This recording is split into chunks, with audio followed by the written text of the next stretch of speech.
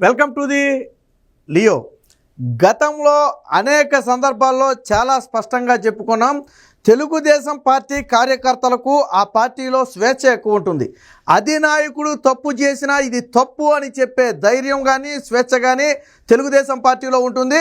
Even Chandrababu గారు కూడా కార్యకర్తల అభిష్టం మేరకే అనేక ప్రాంతాల్లో టికెట్లు కేటాయించడం కూడా జరిగింది. సో ఆ పార్టీ కూడా కార్యకర్తలకు ఇచ్చే భరోసా కానివ్వండి, కార్యకర్తల మాటకి ఇచ్చే విలువ కానివ్వండి అంతే స్థాయిలో ఉంటుంది. ఇది ఒక తెలుగుదేశం పార్టీలో మాత్రమే సొంతం. ఫర్ ఎగ్జాంపుల్ వైసీపీ పార్టీ తీసుకోండి, ఆ పార్టీలో నాయకులు చెప్పే మాటకే విలువ ఉండదు, ఇంకా కార్యకర్తల మనోభావాలను పట్టించుకునేవాడు ఎవడుండరు. కానీ తెలుగుదేశం పార్టీలో అలా ఉండదు. ఎందుకంటే తెలుగుదేశం పార్టీ అనేది నాయకుల పార్టీ కానే కాదు, కార్యకర్తల పార్టీ.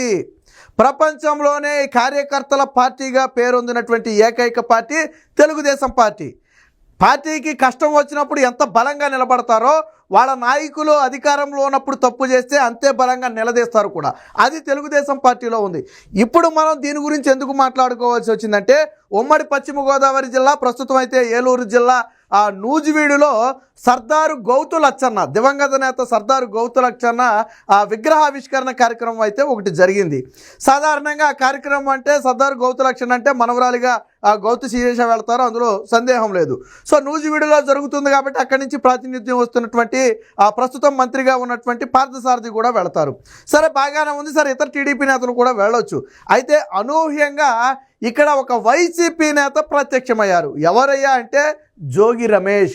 మాజీ మంత్రి జోగి రమేష్ ఈ సభలో ప్రత్యక్షం అవటం అనేది టీడీపీ శ్రేణులు ఆగ్రహావేశాలకు ప్రధాన కారణమైంది.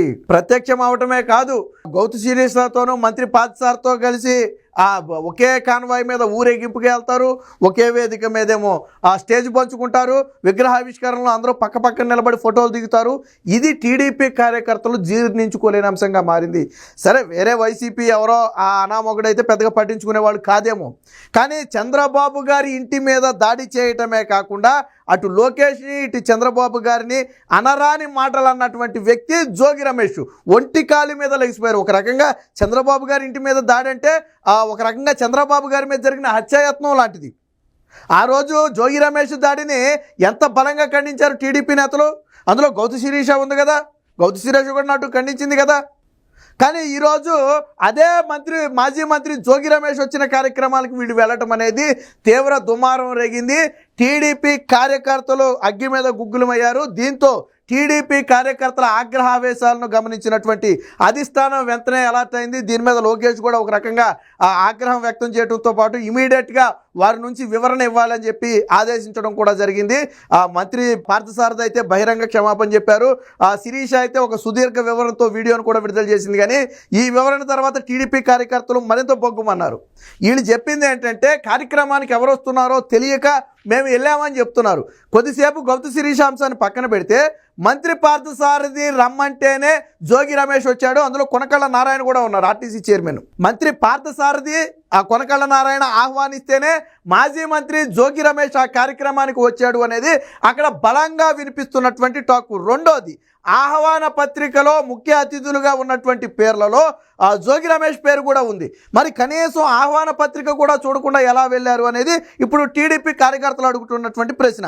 ఇప్పుడు మనం కార్యక్రమానికి వెళ్తున్నాము అంటే ఆ కార్యక్రమానికి ఎవరు వస్తున్నారు అని అడగటం అనేది సహజంగా జరిగే కార్యక్రమం. ఇప్పుడు నన్నే పిలిచారనుకోండి ఒక కార్యక్రమానికి, సరే బాబు ఎవరు వస్తున్నారు ఆ కార్యక్రమానికి, ఎవరెవరు వస్తున్నారని అడుగుతాం మనం. మరి ఇక్కడ జోగి రమేష్ వస్తున్నాడని ఎవరు చెప్పకపోవటం ఏంటి, లేకపోతే వీళ్ళు జోగి రమేష్ వస్తున్నాడని తెలుసుకోకుండా వెళ్ళకపోవటం ఏంటి? ఇది నమ్మశక్యంగా ఉందంటే నమ్మశక్యంగా లేదు. ఎందుకంటే పార్థసారథి కొనకళ్ళ నారాయణ చెబితేనే అసలు ఆహ్వాన పత్రికలో జోగి రమేష్ పేరేశారు అనేది ప్రధానంగా వినిపిస్తున్నటువంటి వాదన.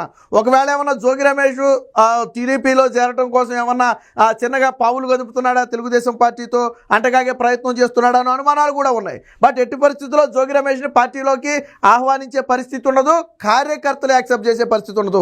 చంద్రబాబు గారు ఒప్పుకున్నా కార్యకర్తలు ఒప్పుకోరు. కార్యకర్తలు ఒప్పుకొని ఏ నాయకుడు కూడా తెలుగుదేశం పార్టీలోకి వస్తే వాళ్ళు చేసేది ఏమి ఉండదు.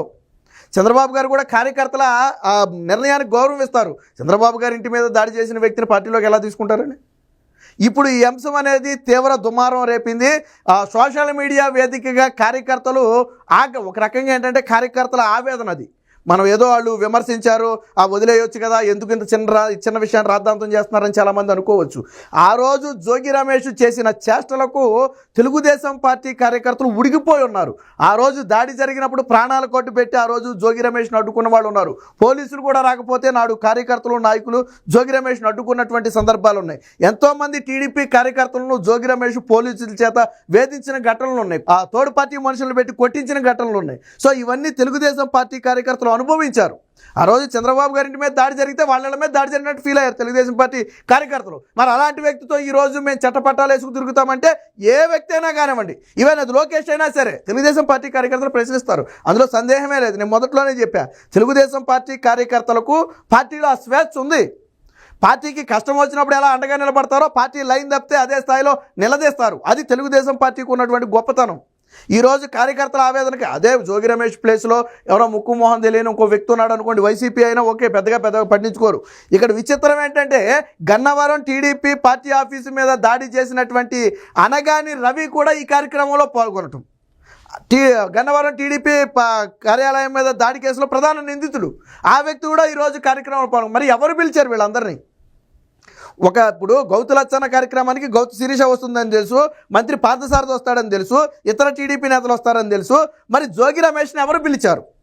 ఒకవేళ వీళ్ళు తెలియదని చెప్తున్నారు, జోగి రమేష్ సరే ఈ కార్యక్రమానికి అనుకోకుండా ఎదురుపడిన అతిథి అనుకుందాం, కాసేపు పక్కన పెడదాం. మరి మీరు ఎందుకు ఒకే కాన్వాయ్లో ఊరేగాల్సి వచ్చింది? ఎందుకు మీరు కాన్వాయ్ దిగమని చెప్పలేదు? లేదా మీరెందుకు కాన్వాయ్ దిగలేదు? ఒకే స్టేజ్ మీద ముందు వరుసలో పెట్టి కూర్చోబెట్టి ఎందుకు గౌరవించాల్సి వచ్చింది? ఆయన ఏమి ఆ ప్రోటోకాల్ ఉన్న వ్యక్తి కదే. మాజీ మంత్రి జోగి రమేష్కి ఏం ప్రోటోకాల్ లేదు కదా. ఆయనకి ఏమైనా ప్రోటోకాల్ ఉండుంటే ప్రోటోకాల్ ప్రకారం కూర్చోబెట్టామనవచ్చు. అలాగే విగ్రహావిష్కరణ సమయంలో కూడా అంటగాగటం, ఇవన్నీ కూడా టీడీపీ శ్రేణులకు ఆగ్రహం కలిగించింది. ఇక్కడ చూడొచ్చు జోగి రమేష్, ఇది ఇక్కడ ఉన్నాడు జోగి రమేష్, పార్థసారథి, గౌతు శిరీష, కొనకళ్ళ నారాయణ కూడా ఉన్నాడు అనుకోండి, ఇది ఇక్కడ కొనకళ్ళ నారాయణ ఉన్నాడు. ఇది విగ్రహావిష్కరణ జరిగినటువంటి కార్యక్రమం. ఇప్పుడు ఇది తెలుగుదేశం పార్టీలో తీవ్ర చర్చకైతే దారితీసింది. దీనికి సంబంధించి ఒక వార్త అయితే వచ్చింది, ఒకసారి చూద్దాం. ఇది ఈనాడులో వచ్చినటువంటి ఒక వార్త. సీనియర్ నేతలే ఇంగితం లేదా? వైకాపా నేత జోగి రమేష్తో తెదేపా నేతలు అంటకాగుతారా? చంద్రబాబు ఇంటిపై దాడికి దిగిన వ్యక్తితో కలిసి ఊరేగింపుల బగ్గుమన్న తెదేపా శ్రేణులు, సామాజిక మాధ్యమాల్లో హోరెత్తిన నిరసనలు, చంద్రబాబుకు క్షమాపణ చెప్పిన పార్థసారథి, ఎవరొస్తున్నారో తెలియకే తప్పు జరిగిందంటున్న శిరీష, తీవ్ర ఆగ్రహం వ్యక్తం చేసిన నారా లోకేష్ అని చెప్పి వచ్చింది. ఏలూరు జిల్లా నూజివీడులో జరిగిన సర్దారు గౌతు లచ్చన్న విగ్రహావిష్కరణ కార్యక్రమంలో వైకాపా నేత మాజీ మంత్రి జోగి రమేష్తో తెదేపా సీనియర్ నాయకులు అత్యంత సన్నిహితంగా మెలగడం, ఒకే వాహనంపై పట్టణంలో ఊరేగడం పట్ల తెదేపా శ్రేణులు బొగ్గుమంటున్నారు. సో ఈ ఘటన పార్టీలో ఒక తీవ్ర దుమారాన్నే లేపిందని చెప్పొచ్చు. తెలుగుదేశం పార్టీ కార్యకర్తలు ఏ విషయాన్ని కూడా అంత ఈజీగా తీసుకోరు. సో ఇప్పుడు అదే జరిగింది ఇక్కడ. సో దీనికి సంబంధించి ఇది ఎట్టకేలకు స్పందన. ఈ విషయం మీద బహిరంగంగానే మంత్రి పార్థసారథి క్షమాపణ చెప్తే గౌతు శిరీష అయితే ఒక వివరణతో కూడిన వీడియో అయితే ఇచ్చింది. బట్ ఇది అధిష్టానం ఇచ్చిన అనుసే కారణం. సాక్షాత్తు చంద్రబాబు ఇంటిపైన దాడికి దిగిన వైకాపా నాయకుడితో తెదేపా నాయకులు అంత ధైర్యంగా కాగారు అంటే అది పూర్తిగా వాళ్ళు తప్పు కాదని పార్టీ అధిష్టానం ఇచ్చిన అలుసే కారణం అంటూ తెదేపా శ్రేణులు మండిపడుతున్నారు. కట్టుదాడితే చర్యలు అంటారే తప్ప అలాంటి చర్యలు ఏమీ లేకపోవడం వల్లే వీళ్ళు విచ్చలవిడిగా ఇలా వ్యవహరిస్తున్నారని చెప్పి ఒక ఈనాడులోనే ఈ స్థాయిలో కథనం రాశారు. అంటే అది ఏ స్థాయిలో ఎఫెక్ట్ అయి ఉంటుందో మనం అర్థం చేసుకోవచ్చు. వాస్తవానికి చంద్రబాబు గారు ఏంటంటే కొంచెం సౌమ్యంగా వెళ్ళిపోయే వ్యక్తి. సరే ఒక టైంలో ఆగ్రహం వ్యక్తం చేసిన ఆ తర్వాత సరే పోనేలే అన్న మనస్తత్వ ధోరణి చంద్రబాబు గారికి ఉంటుంది. బహుశా అదే వీళ్ళకి అలుసుగా మారిందేమో. బట్ నారా లోకేష్ అలా వ్యవహరించకూడదు. చంద్రబాబు గారు లాగా మెతగ్గు ఉంటే పార్టీ నాయకుల వ్యవహారాలు ఈరోజు ఇలాగుంటాయి. ఈరోజు ఎంతోమంది లక్షలాది మంది కార్యకర్తల మనోభావాలు దెబ్బతిన్నాయి. ఆ ప్రాంతంలో కొంతమంది నూజివీడు వాసులు చెప్తున్నారు, జోగి రమేష్ని ఆ వాహనం మీద పెట్టుకుని ఊరేగుతుంటే టీడీపీ కార్యకర్తలకి కింద కడుపు రగిలిపోయింది. ఒక జై కొట్టలేరు, ఒక జిందాబాద్ కొట్టలేరు, ఏ నాయకుడికి కొట్టలేరు, కడుపు రగిలిపోయి ఉన్నారు. కానీ అదే కార్యక్రమంలో జోగి రమేష్ లేకుండా ఉంటే ఎంత హుందాగా జరిగేది కార్యక్రమం. తెదేపా కార్యకర్తలు ఎంత హ్యాపీగా కార్యక్రమాన్ని నిర్వహించేవారు. వాళ్ళతో కార్యక్రమం ఉండటం వల్ల కార్యకర్తలు నలిగిపోయారు. అలాగని వెళ్ళలేరు, అలాగని రాలేరు. మానసికంగా ఎంత ఇబ్బంది పడి ఉంటారో ఒకసారి ఆలోచించుకోండి. కార్యకర్తలు లేకపోతే మీరు లేరు. ఈరోజు మీరు లేకపోతే పార్టీ లేదు. కార్యకర్తలు లేనిది ఏ పార్టీకైనా కార్యకర్తలే వెన్నుముక్క. అది తెలుగుదేశం పార్టీకి ప్రధానంగా. చంద్రబాబు గారే స్వయంగా చెప్తారు కార్యకర్తలు లేకపోతే అసలు ఈ పార్టీయే లేదని. ఇన్నేళ్ళుగా పార్టీ ఎలా నిలబడింది, ఎన్నోసార్లు ఆటుపోట్లు ఎదుర్కొంది, 2-3 సార్లు ప్రతిపక్షంలో ఉన్నటువంటి చరిత్ర తెలుగుదేశం పార్టీకి ఉంది. అయినా కానీ కార్యకర్తలు నిలబెట్టారు. అంతెందుకు 151 నుంచి ఈరోజు 164 వచ్చాయంటే తెలుగుదేశం పార్టీ కార్యకర్తలు నిలబడబట్టే కదా ఈరోజు ఈ స్థాయికి వచ్చింది. 23 సీట్లు వచ్చినప్పుడు కూడా తెలుగుదేశం పార్టీ కార్యకర్తలు బలంగా జెండా పట్టి నిలబడ్డారు కాబట్టే ఈరోజు తెలుగుదేశం పార్టీ జెండా ఎగురుతుంది. మరి ఇవన్నీ మర్చిపోయి నాయకులు ఏదో మీ లాభం కోసమో మీ స్వలాభం కోసమో లేదా తాత్కాలిక ఆనందం కోసమో ఇలాంటి చర్యలకు దిగితే కార్యకర్తల మనోభావాలు చాలా తీవ్రంగా దెబ్బతింటాయి. దీనికి సంబంధించే ఇదైతే వచ్చింది. సామాజిక మాధ్యమాల్లో టీడీపీ కార్యకర్తల ఆవేదన ఏ స్థాయిలో ఉందో చూడండి. న్యూస్ వీడియో ఘటనపై తెదేపా అభిమానులు కార్యకర్తలు ఆగ్రహావేశాలతో వ్యంగ్యాస్త్రాలతో సామాజిక మాధ్యమాలు హోరెత్తిపోయాయి. జోగి రమేష్ జ్యోతి ప్రజ్వలన చేస్తుండగా తెదేపా నాయకులు అటు ఇటు నిలబడి ఆసక్తిగా చూస్తున్న ఫోటోను సూపర్ పిక్ అంటూ పోస్ట్ చేశారు. గౌతు సిరీస్ సుదీర్ఘ వివరణతో జోగి రమేష్ను ఒక్క మాట కూడా అనకపోవటం ఆమెడి కమిట్మెంట్ అంటూ కొంతమంది కామెంట్ చేశారు. కొలుసు పార్థసారథి వైకాపా వాసన చావని పాము అంటూ మరొకరు ఘాటు కామెంట్ పెట్టారు. పాపం బాబు గారి ఇంటిపై దాడికి వచ్చిన వ్యక్తికి తెలుగుదేశం పార్టీ నేతలు ఎంత గౌరవిస్తున్నారో బాగుందయ్యా చంద్రం అంటూ మరొకరు కామెంట్ చేశారు. కొడాలి నానిని సైకో వంశీని కూడా ఎక్కించుకోండి దరిద్రం పోతుందంటూ ఇంకొకరు మండిపడ్డారు. అంతా ఆ తానులోని మొక్కలే మనమే వెర్రివాళ్ళం అంటూ మరొక కార్యకర్త వ్యాఖ్యానించారు. వైకాపా అధికారం కోల్పోయాక ఆ పార్టీలో కంటే తెలుగుదేశం పార్టీలోనే వైకాపా నేతలు స్వేచ్ఛగా కనపడుతున్నారని ఇంకో కార్యకర్తలు. అంటే ఈ కామెంట్లను బట్టి మీకేమర్థమైంది? కార్యకర్తలు కడుపు మంటతో రగిలిపోయారు. దానికి కారణమైన మీరేదో ఒక వివరణ ఇచ్చేసి చేతులు దులిపేసుకుంటే కడుపు మంట పోయేది కాదు, పడిన మచ్చ పోయేది కాదు.